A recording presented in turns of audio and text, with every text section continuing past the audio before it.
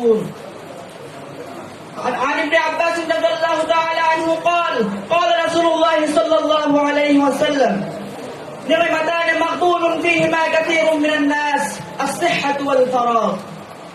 অধ্যক্ষর আজকের বক্তৃতার প্রতিযোগিতার মহামান্য সভাপতি সাহেব, বিজ্ঞ বিচারপতিদ্বয়, সুযোগ্য পরিচালক, আমার সামনে উপবিষ্ট বাংলার প্রত্যন্ত অঞ্চল থেকে আগত ইলমে দ্বীনের মুদাহনকারী ছাত্র ভাইয়েরা, আপনারা অবশ্যই অবগত আছেন আজকের এই বক্তৃতা প্রতিযোগিতায় একটি বিষয় ধার্য করা হয়েছে, আর তা হলো সময়ের মূল্য ও গুরুত্ব। যদি মহান আল্লাহ পাক রব্বুল আলামিন আমাকে তৌফিক দান করেন তাহলে উক্ত বিষয়ের আলোকে সামান্য পরিসরে আপনাদের সামনে আলোচনা করার চেষ্টা করবো। মা তৌফিক ইল্লা বিল্লাহ। প্রিয় উপস্থিতি, সময়ের মূল্য দুটি শব্দের একটি শিরোনাম, কিন্তু তাতে রয়েছে যেমন অর্থবহতা তেমনি বহুমাত্রিকতা। ফলে এ সম্পর্কিত আলোচনাতে রয়েছে নানা বৈচিত্র্য বহুমুখিতা। প্রিয় উপস্থিতি, একজন দার্শনিকের কাছে সময়ের মূল্য যেমন একজন সৈনিকের কাছে সময়ের মূল্য ঠিক তেমন নয়, একজন যুবকের কাছে সময়ের মূল্য যেমন একজন বৃদ্ধের কাছে সময়ের মূল্য ঠিক তেমন নয়, একজন ছাত্রের কাছে সময়ের মূল্য যেমন একজন উস্তাদের কাছে সময়ের মূল্য ঠিক তেমন নয়। এই সময়ের মূল্য ও গুরুত্ব ও তাৎপর্য সম্পর্কে মহান আল্লাহ পাক রব্বুল আলামিন পবিত্র কালামুল্লাহ শরীফের বিভিন্ন জায়গায় সময়ের বিভিন্ন স্তর সম্পর্কে আলোচনা করেছেন। রাত দিন, পূর্বান্ত অপরাহ্ন, প্রভাত এবং রজনীকালের শপথ আল্লাহ পাক রব্বুল আলামিন কালামুল্লাহ শরীফের মধ্যে গ্রহণ করেছেন। প্রিয় উপস্থিতি, আল্লাহ পাক রব্বুল আলামিন সূরাতুল লাইলের 1 এবং 3 নম্বর আয়াতের মধ্যে বলেন, ওয়াল লাইলি ইযা ইয়াগশা ওয়ান নাহারি ইযা তাজাল্লা। শপথ রাতের যখন তা আচ্ছন্ন করে, শপথ দিনের যখন তা উদ্ভাসিত হয়।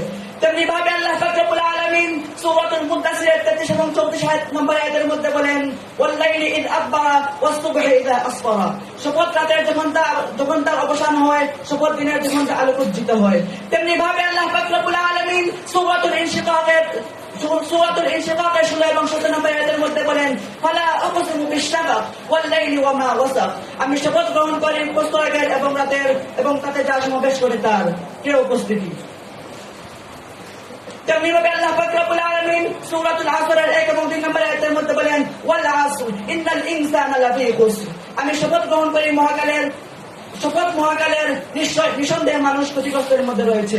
প্রিয় উপস্থিতি, বিশিষ্ট তাফসীরকারক আল্লামা ইমাম ফখরুদ্দীন রাজি রাহমাতুল্লাহি তাআলা আলাইহি তার তাফসীর গ্রন্থের মধ্যে সূরাতুল আসরের ব্যাখ্যায় যা লিখেছেন তার সারসংক্ষেপ হলো, আল্লাহ পাক রব্বুল আলামিন সময়ের শপথ করেছেন, কেননা এই সময়ের মধ্যে আবর্তিত হয়ে অস্তিত্ব লাভ করে সকল বিস্ময়কর বিষয়।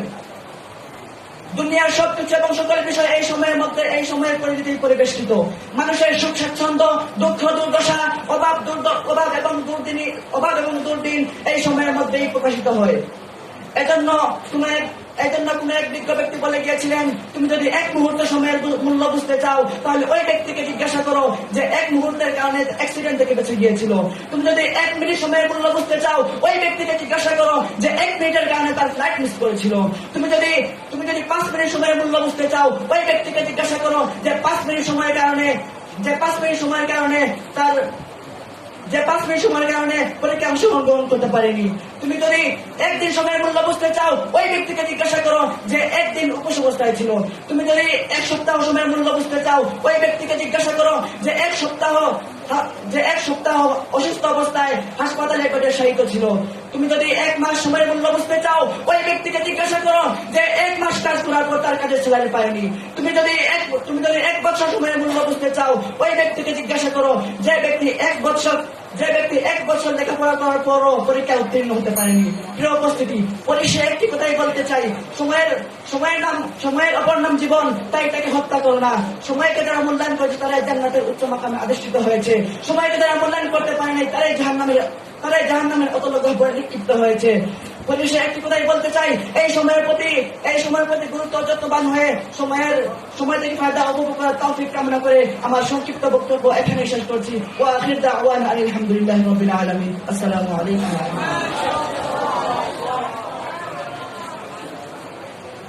মাশাআল্লাহ, এমন বক্তব্য শুনে